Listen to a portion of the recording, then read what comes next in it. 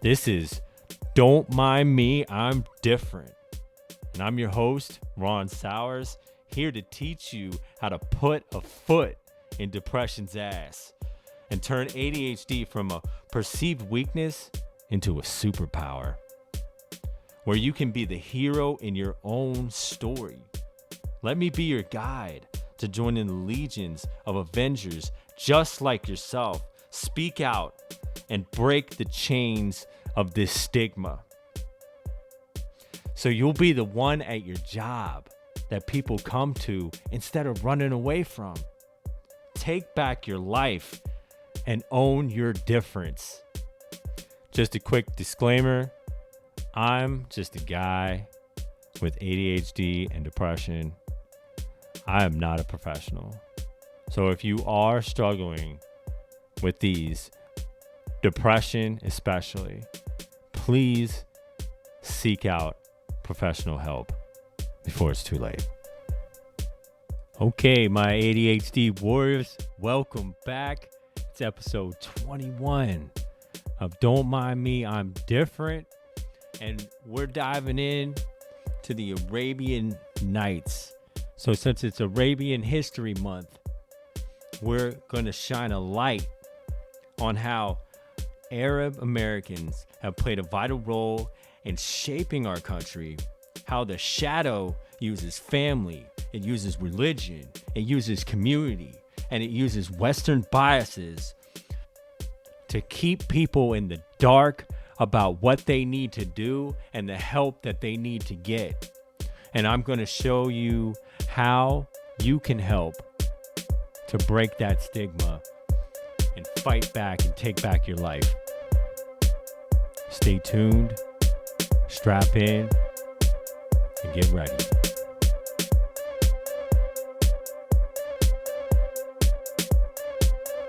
Hey guys, welcome back.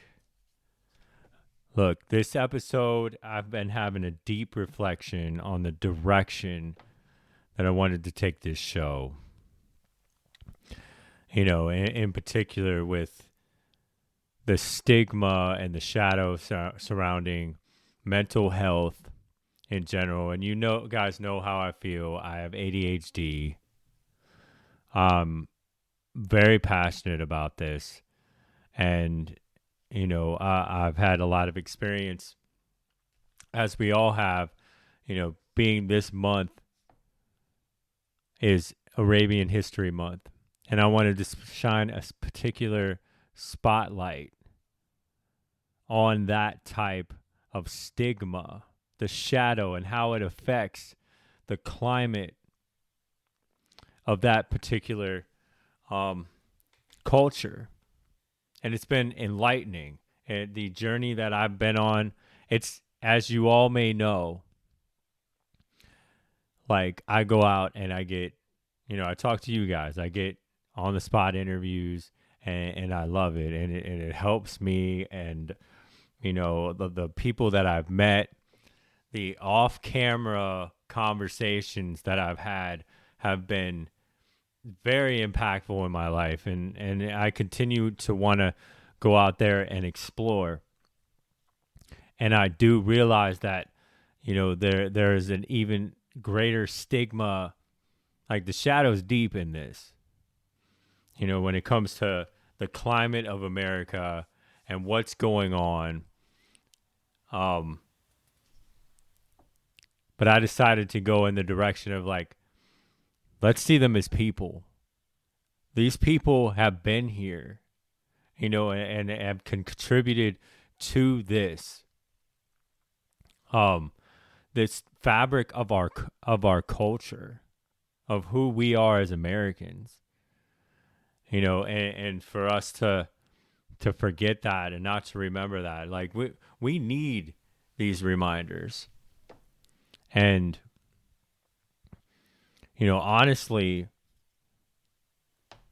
like this has been very eye-opening for me, you know, in how like, and humbling, like that my own personal struggles are nothing compared to these barriers that these great individuals have crossed, and they're people just like you and me, trying to find a way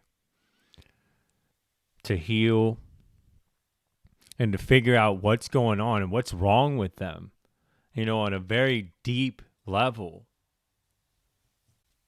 Because this has been one of the most challenging efforts that I've been through to get people to get on record, and talk about these things that need to be talked about. And I've met some amazing, nice, welcoming people. It's blown my mind. It wasn't as difficult as I thought it would be to open up and have these conversations. But like I said, like to actually have somebody to be brave enough, thank you, everybody that got on my show and talked the truth about what's going on so that we can get deeper into the solution. Because I'm telling you, ADHD is not the problem. It's the stigma. It's the shadow. And he's deep in this. And I've got some jackhammer for you to go to war to take back your life. So strap in and get ready for this one.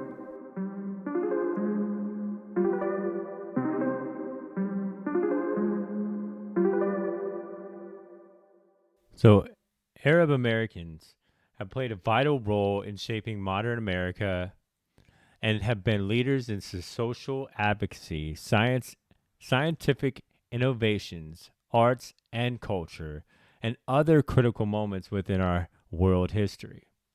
From television transmission and LCD screens by Hassan Kamel Al-Sabbah, born in Nabateh, Lebanon in 1895.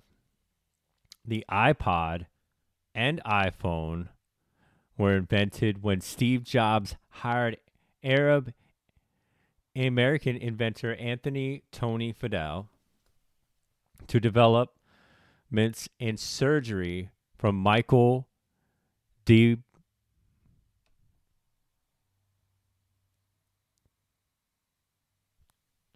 to developments in surgery from Michael DeBakey, who was born in Lake Charles, Louisiana in 1908 to Lebanese immigrants, and internet security, which we all need. Arab Americans have played a vital role in shaping modern America and have been leaders in social advocacy, scientific innovations, arts and culture, developments in surgery, and other critical moments within our world history. From television transmission and LCD screens technology that was invented by Hassan Kamel Al-Sabbah, who was born in Nabateh, Lebanon in 1895 while he was working for General Electric. And let's face it, how different would our lives be without the iPod and iPhone when Steve Jobs, who is of Lebanese descent, hired Arab American inventor Anthony Tony Fidel.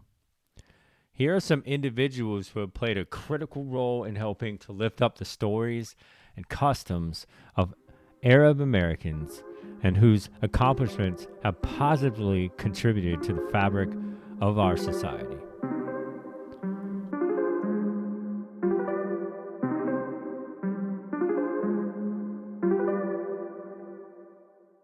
Attorney Fatina Abdroba.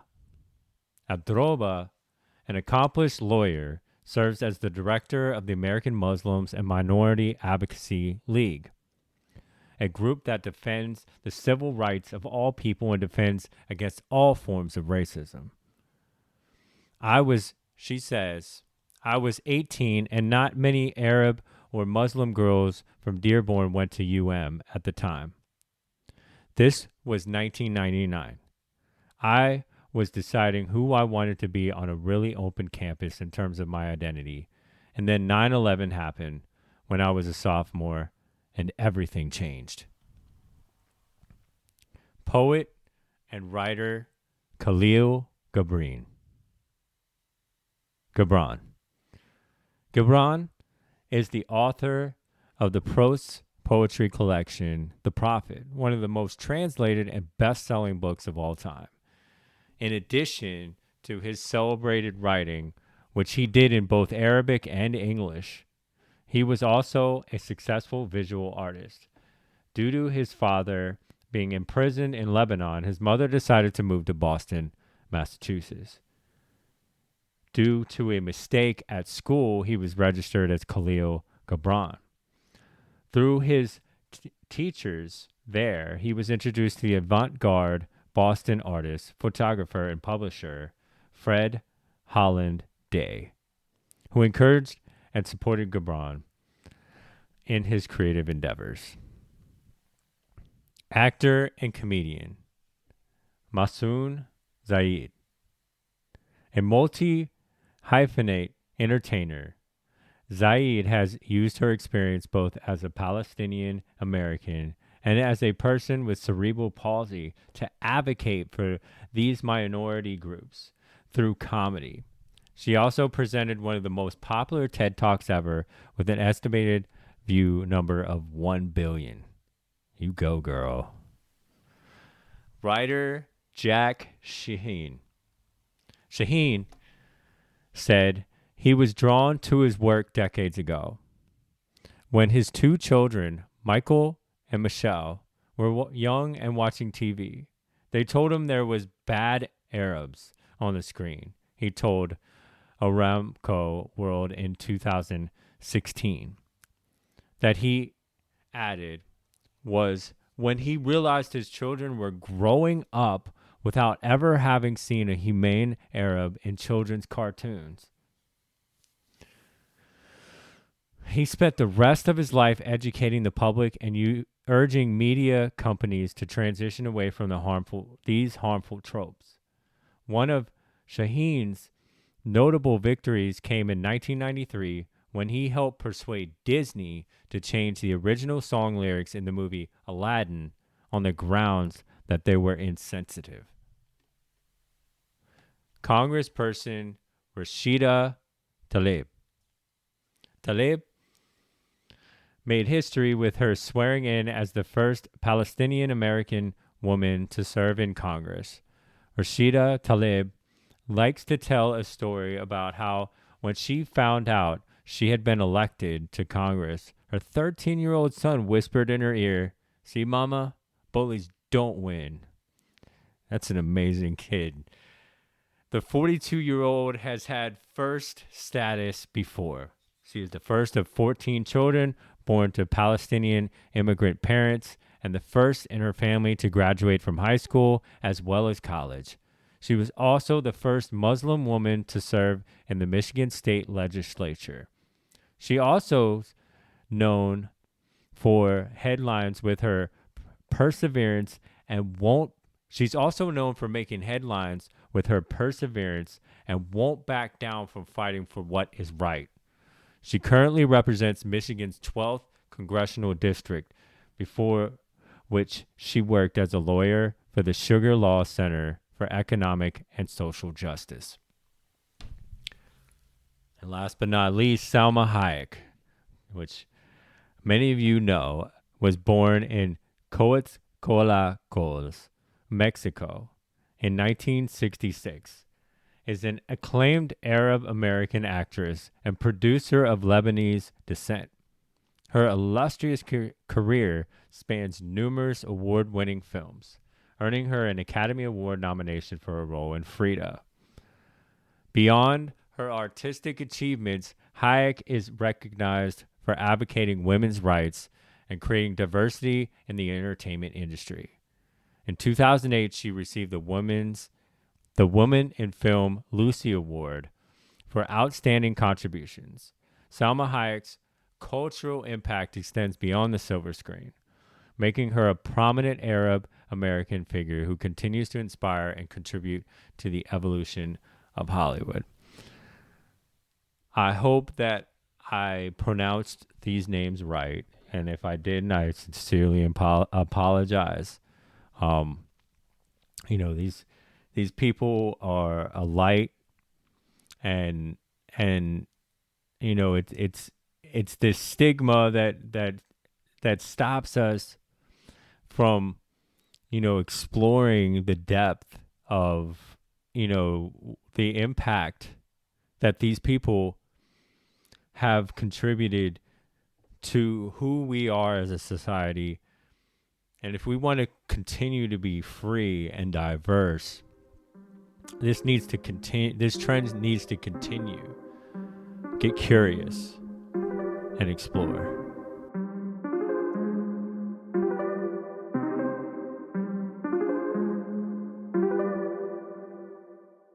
So Amel H. Awami,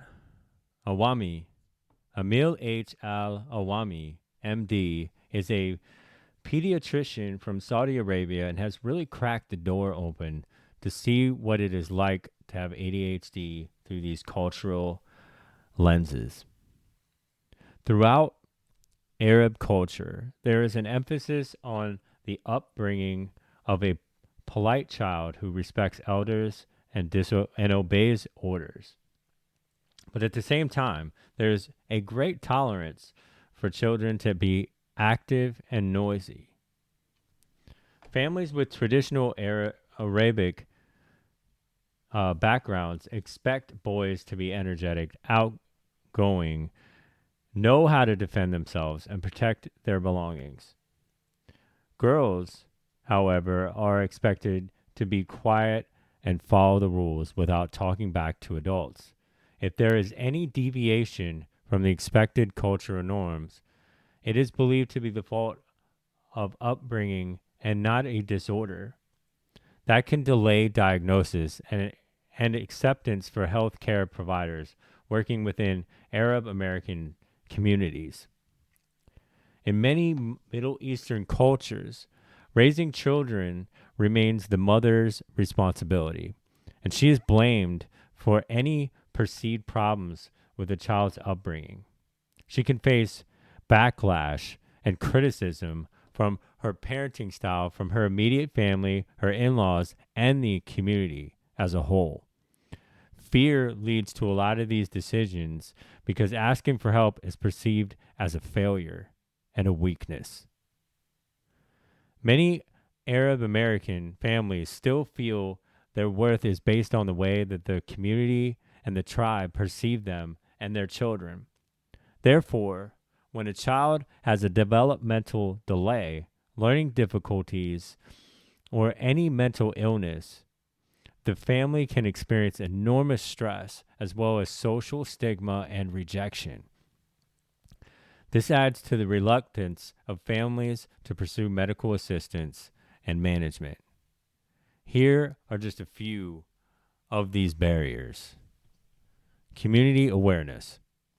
ADHD is viewed as a Western-created illness.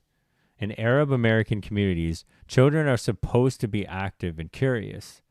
It is acceptable that at times children act irresponsibly or are forgetful. In these communities, these kids are perceived as simply being naughty, that they will grow out of that activity. Since there is the feeling that this condition is related to life in the West, clinicians may hear comments like, the upbringing style of the West puts too many demands on children, and the fast pace of living makes adults less tolerant of behaviors that are actually normal for kids. You can also hear the feeling expressed that the modern society tends to look for quick fixes and rush to medicate children to see quick results. And there is a truth to that, yet the perception can create resistance to treatment. The idea in many of these families is that ADHD is a consequence of children spending more time indoors in front of computers or TV, choosing sedentary activities instead of other opportunities to vent their energy. That is often seen as the reason their child might fidget or be less focused. The prevalence of ADHD among Arab populations is variable according to published studies, ranging from 6 to 16%. That is more or less equivalent to the occurrence in the United States, where the prevalence is reported from 5 to 10%.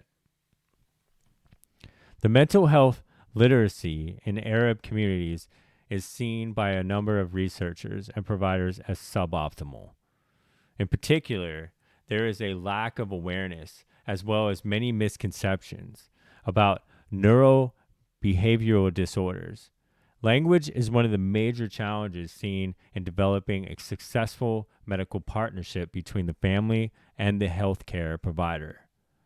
They may be not understanding of the language of medicine and medical diagnosis and treatment. Adding to the communication problem is the issue of embarrassment and reluctance of most individuals to admit that they do not understand. In addition, just the possibility of a mental or neurological issue can provide mixed feelings for a family. Some still don't believe that mental illness or neurological conditions exist. The belief is still held that these symptoms are caused by a superpower related to the jinn or evil eye, which this can improve communication between family and physicians. It can also create tension within families where elders are still seen to know best. Asking for help. For Arab families, this means the need to overcome the stigma and overwhelming misery of feeling that they've failed as parents. Most would rather ask for help from a family member or a friend than turn to healthcare providers. Many in Arab American communities are reluctant to share personal and family information. There is an overall mistrust and fear of being exposed to another person, particularly a stranger or an unknown authority figure. Building bridges of trust and open channels of communication are important to get more insight into the family and key to taking a good history of the optimum treatment of the child. This may require that healthcare providers find ways to promote more community outreach so clinicians and practitioners can become more familiar with the community. Accepting the diagnosis. It is difficult for many families to accept the diagnosis of ADHD, and that is certainly true in Arab American communities. Families may remain in denial for a long time. Healthcare providers need to explore the reasons behind a family's fear and resistance to management to modify their counseling approach. Arabs learn from an early age to respect authority figures and not to question their judgment. Nowadays, there are more efforts to encourage families to become involved in healthcare decision-making. Some Arab American families are not used to this style. It can cause confusion when practitioners considered authority figures are not making decisions for them. Accepting medical management. The healthcare management steps should be explained thoroughly and in simple words. They are culturally sensitive.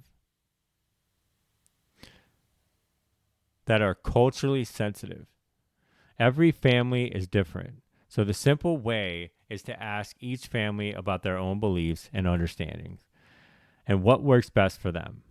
Many Arab American families are reluctant to start their children on medication, but that issue is not peculiar to this culture. These families may express fear of addiction as well as concerns about side effects and long-term effects. I know I have experience in my life with my father not wanting to give me medication or put me on medication. So living with the diagnosis. Raising a child to flourish and be successful is a challenge that all families face. ADHD creates additional challenges for both the child and the family in the search for that success. Rejection and stigma, that shadow, can affect every member of the family. Some Arab American families are reluctant to marry into family that includes a person with any sort of disability. They can be particularly negative about a person with a neurobehavioral disorder.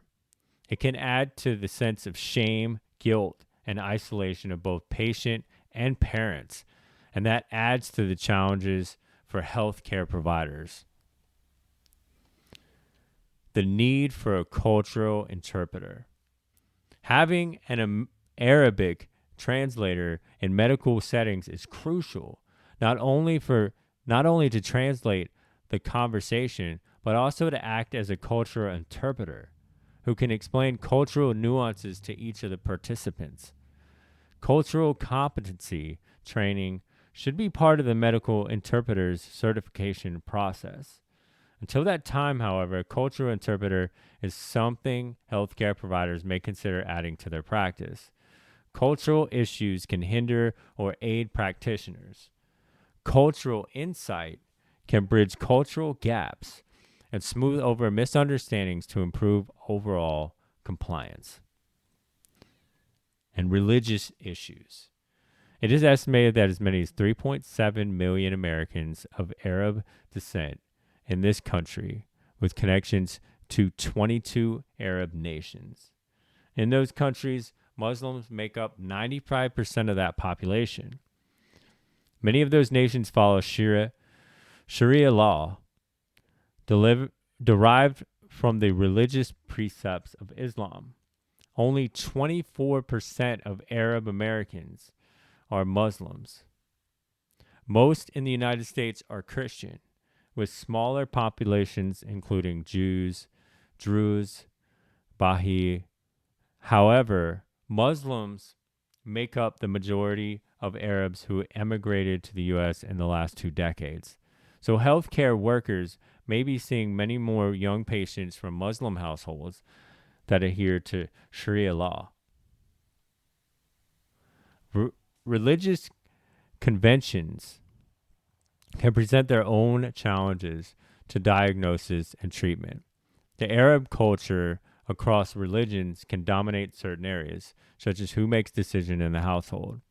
In the Arab communities, it is the father's responsibility to make family decisions, but the mother is considered the caregiver. In other words, the father has to be convinced of the diagnosis and treatment for the management plan to see the light.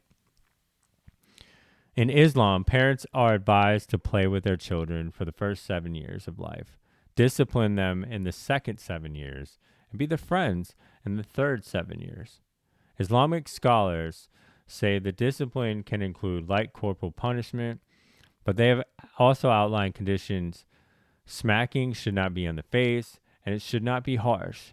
It should be with the intention to discipline and not be in anger. It should not include insults or verbal abuse, degrading language. Addressing this issue with parents of children with ADHD is particularly crucial, since discipline can also all too easily escalate into anger and even abuse. In cultures where physical discipline has been considered a norm, this may call for culturally sensitive discussion from healthcare providers. Religious observances can also raise issues about medication and treatment. The month-long fast during the Muslim holy month of Ramadan is one example. There are rules of the fast that deal with medical concerns and with children. Physicians and providers can reach out to the community for details and insight to develop proper medical management that also addresses religious needs. In all these matters, the key is clear and culturally sensitive communication to foster trust and form a successful provider-patient-family relationship.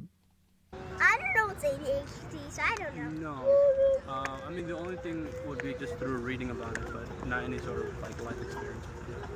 Okay. So you don't know anybody like in your culture or? Well, I've had classmates Yeah.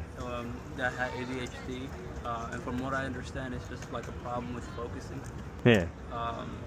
So that's the extent that I know with ADHD. I don't know much about it. Is it like only focusing? I think it's like, from what I understand, it's like trouble focusing on like one topic because there's just so many things your mind is going to, and just trying to block out those distractions and just focus on one thing. Maybe when I'm cleaning, I start something. Hey Nadia, you gotta I stop go to getting out of, another. don't get in I come people's back ways, again, I'm okay? like, ugh. Just stay over here.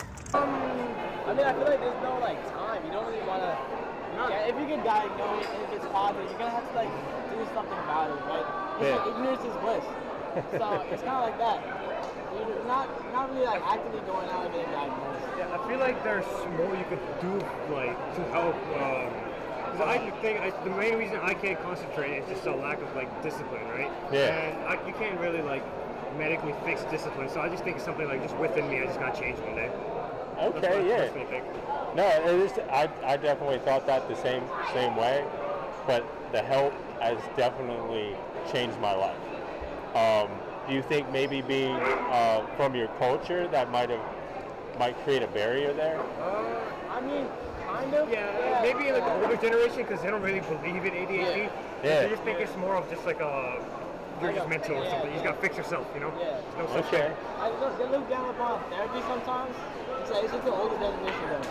They look down upon therapy sometimes. Yeah, it's like maybe not a sign of weakness, but like just something you just gotta kind of thug it out and like be a man and just like fix yourself. Yeah, there's like a bad stigma around. Yeah, for at least like our parents and grandparents, you know what I mean? Yeah. So what's the whole thing behind the therapy? Like, why are they so against it? I mean, it's like they didn't have to go through it. Like they didn't need therapy. They just didn't. They thug it out. So pretty much they think like you can also thug it out, basically. Yeah, and that never works. Or like maybe it was seen, at least when they were growing up, maybe it was like seen as like a sign of like weakness or just like, you know, you're an adult and you just kind of like got to do adult things now. So do you think that like maybe plays a role in like why you wouldn't seek help? I feel like Maybe a little influence, but at the same time, I think it's just a personal aspect too. Yeah. Yeah. There's always something like a bias somewhere, anywhere. There's always a bias. Yeah. I feel like your parents usually like blame it on your phone or something. Yeah. Something like that. They might blame it on other factors. Yeah. Yeah. So. Like at the end of the day, it doesn't really come down to your parents. It's usually like a personal choice. Because if I'll be honest, if I told my mom I wanted to go to therapy, she would probably let me go. Yeah. Okay. Growing up now, I think it's just like a personal choice at this point, just like not go or anything. Kind of like that. I think so, yeah, I agree. I think so because in our culture, you know, a lot of the mental health issues, Yeah. whether it's ADHD or schizophrenia or just anything mental health issues, it's kind of one of those things that They don't look that serious. Yeah. going to a mental health professional is not looked at like something that you should do. Okay. You know, it's just kind of like, you know, try to.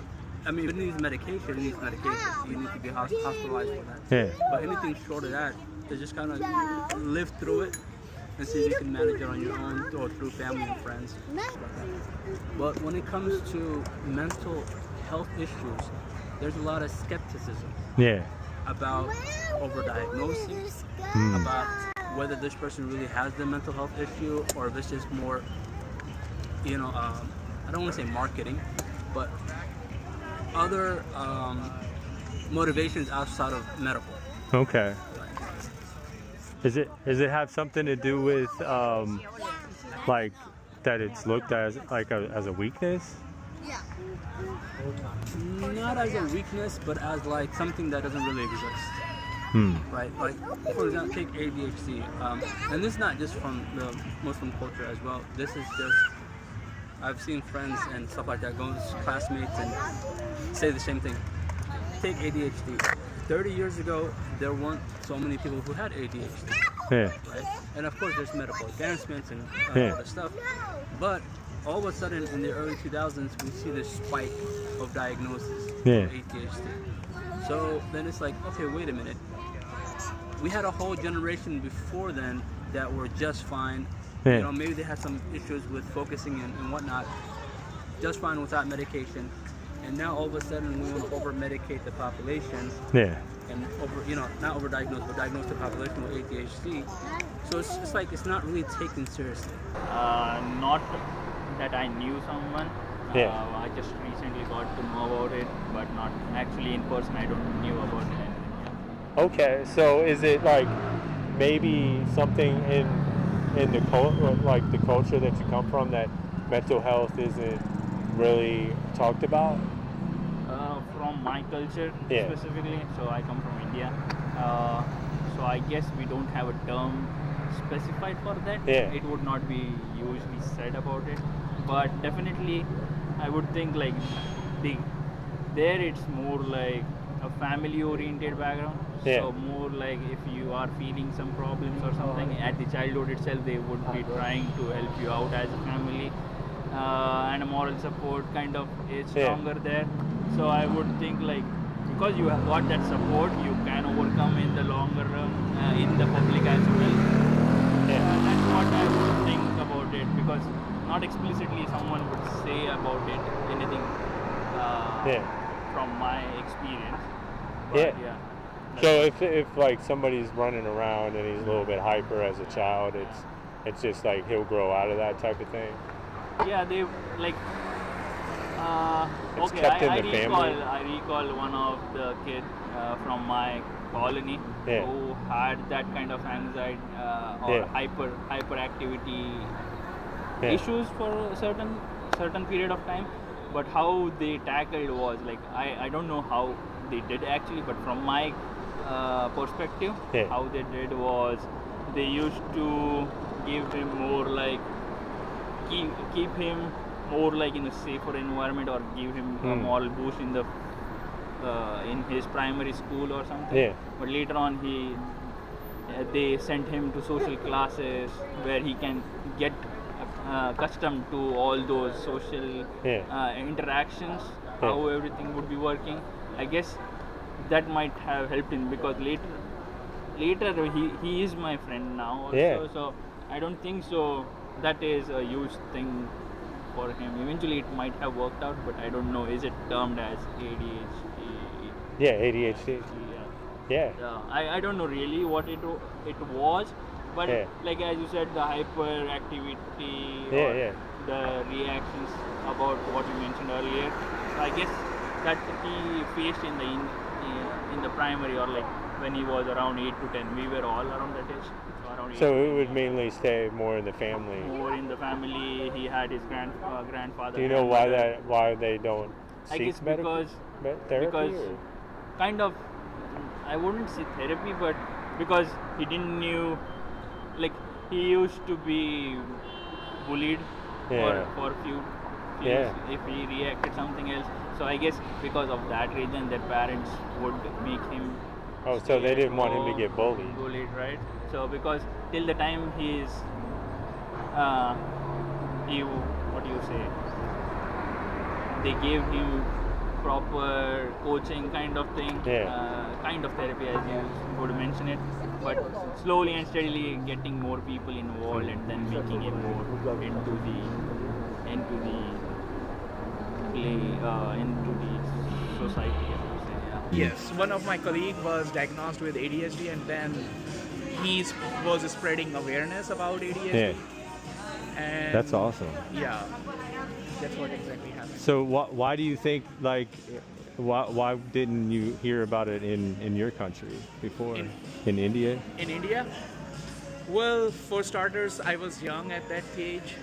I was not exposed to many people, and maybe it might be in a different terminology, Indian dialect, it might be different terminology. Okay. So ADHD is here, there might be something else, but they kind of like overlap some symptoms or something like that.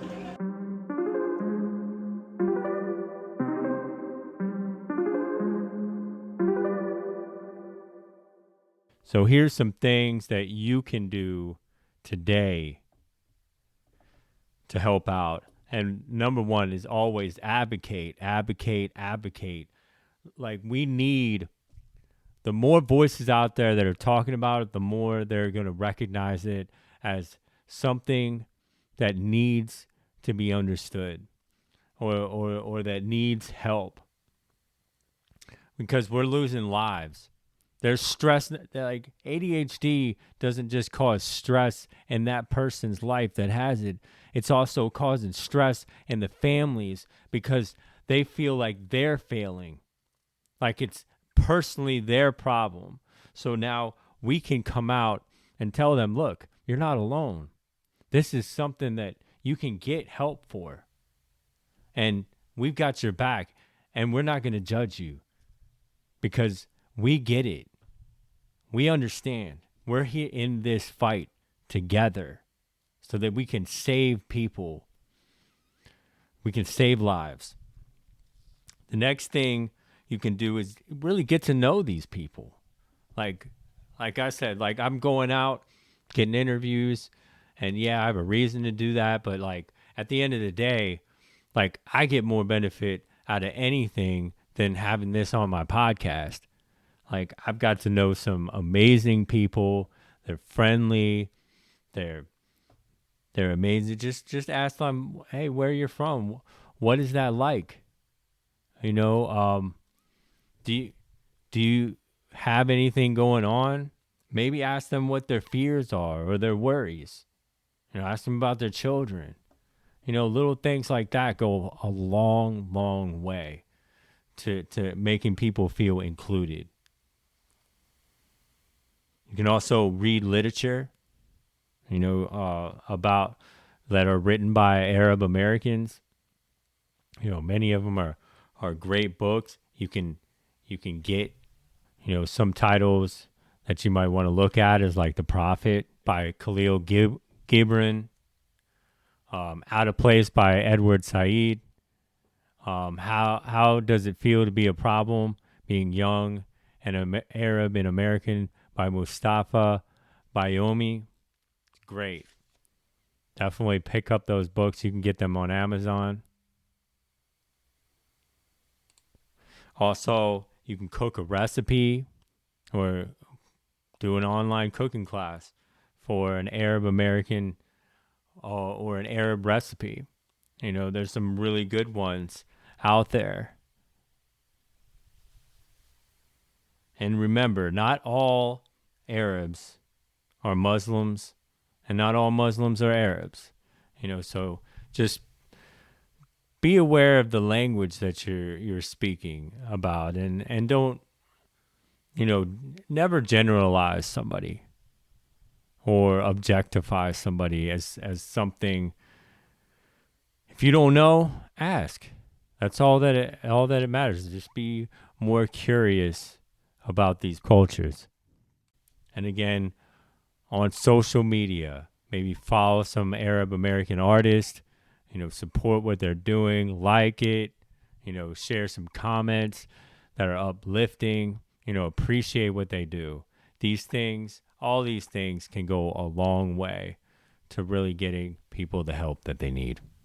It's like something, a lot of us, we can accept it at this point too, because we have a very big community of like similar backgrounds, you know? Yeah. And like, so a lot of us, we're like friends together, right? And then when you have that, it's like you get this big understanding of everyone else, and everything, everyone besides that just really, just, like their opinion just doesn't matter, but besides like the one big friend group that you have in here. Because like, we have a friend group, maybe like 30, 40 people, like, we have a pretty big community, have the same background, right?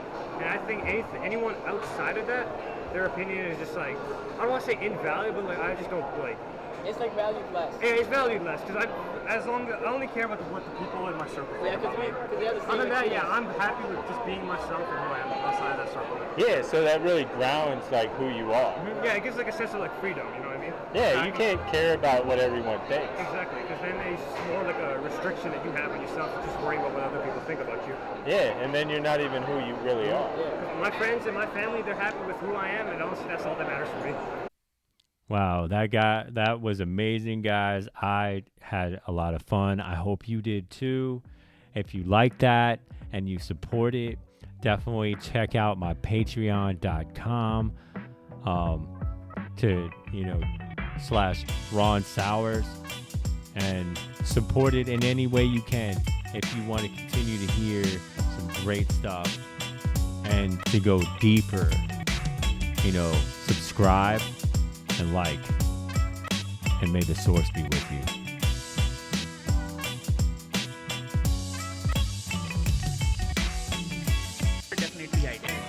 So it might be just like lost in translation type thing?